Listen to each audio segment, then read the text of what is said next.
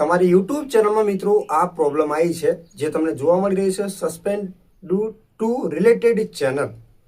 અને આ પ્રોબ્લેમ ક્યારે આવે છે અને એનો પ્રશ્ન મતલબ જે પ્રોબ્લેમ છે આપણે દૂર કરવી છે આપણી યુટ્યુબ ચેનલની અંદર, તો આપણે એની જે પ્રોબ્લેમ છે કઈ રીતે મતલબ દૂર કરી શકાય છે એની સંપૂર્ણ માહિતી લઈને આપણે આ વિડીયોની અંદર આવી ગયા છીએ।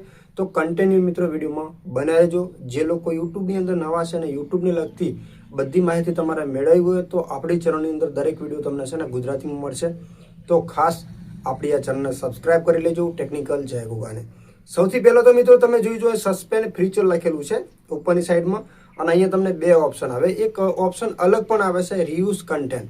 હવે આ રીયુઝ કન્ટેન્ટની પ્રોબ્લેમ મિત્રો નથી, ખાસ કરીને તમને કહી દઉં કે આ જે પ્રોબ્લેમ છે ને તમને રીયુઝ કન્ટેન્ટની પ્રોબ્લેમ આવેલી નથી।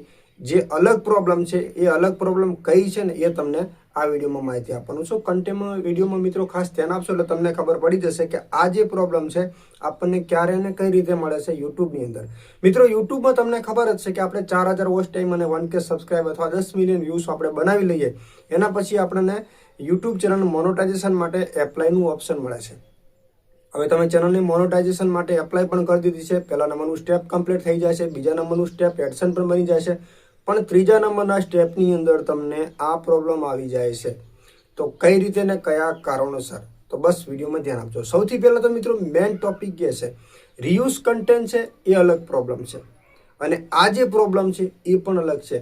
કેમ અલગ છે એ તમને સમજાવું। સમજી લો કે તમે એક પહેલા કોઈ ચેનલ બનાવી છે, આ ચેનલ વગર આગળ કોઈ 1 મહિના 2 મહિના પહેલા 3 મહિના પહેલા કે 6 મહિના પહેલા એક ચેનલ તમે જ્યારે બનાવી છે અને એ ચેનલની અંદર તમે તમારા ઓરિજિનલ કન્ટેન્ટ અપલોડ કરેલા નહોતા અને એની અંદર તમારા 4000 વોચ ટાઈમ સબસ્ક્રાઇબ તમે બનાવી લીધા છે અને એ ચેનલ મિત્રો કોઈ કારણોસર યુટ્યુબમાંથી ડિલીટ કરવામાં આવી છે કે રિમૂવ કરવામાં આવી છે, પછી તમે બીજી ચેનલ બનાવો છો કારણ કે એ ચેનલની અંદર પ્રોબ્લેમ જે આવેલો છે એનું તમે કોઈ સોલ્યુશન કર્યું નહોતું અને એના પછી તમે એ જ ફોનની અંદર એ જ ઈમેલ આઈડીમાં બીજી યુટ્યુબ ચેનલ બનાવો છો અથવા તમારા ફોનની અંદર જે ઈમેલ આઈડી એ છે તો પણ મિત્રો છે ને ડિવાઇસ લોકેશન પણ મિત્રો અહીંયા મેચ કરવામાં આવે છે અત્યારે હાલની અંદર।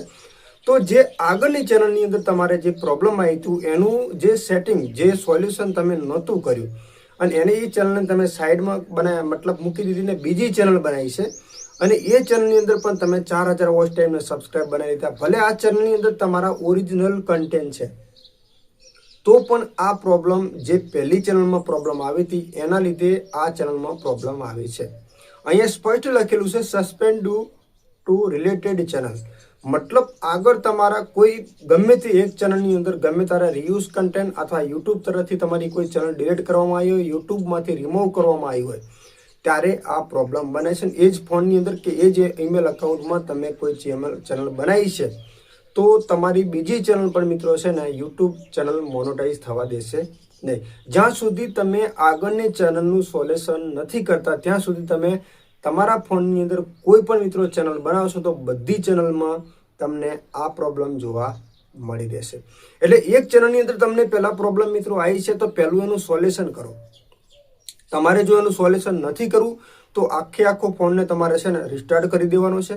રિસ્ટાર્ટ અથવા તમારે નવા ઈમેલ આઈડીમાં અથવા નવા મોબાઈલ નંબર ઉપર તમારે ઈમેલ આઈડી બનાવવાની છે અને નવા ઈમેલ આઈડીમાં અને નવા નંબરથી જે બનાવશો નવું એક ફોનને આખો છે ને એકદમ ફ્રેશ કરી દેવાનો છે, એટલે કે આખું ફોનનું બેકઅપ ડિલીટ થઈ જવું પડે કારણ કે યુટ્યુબ લોકેશન ચેક કરે છે મિત્રો। તમે એક વખત તમારા ફોનની અંદર આ જ ફોનની અંદર મેં કેટલા પણ અકાઉન્ટ બનાવેલા છે, મેં એક અકાઉન્ટની અંદર ભૂલ કરી છે તો આ ફોનની અંદર જેટલા પણ અકાઉન્ટ બનાવું ને એ બધા અકાઉન્ટમાં યુટ્યુબ નજર રાખે છે કે એક વખત આગળ ભૂલ કરી છે તો બીજી વખત આ વ્યક્તિ આની અંદર ભૂલ કરે છે કે નહીં।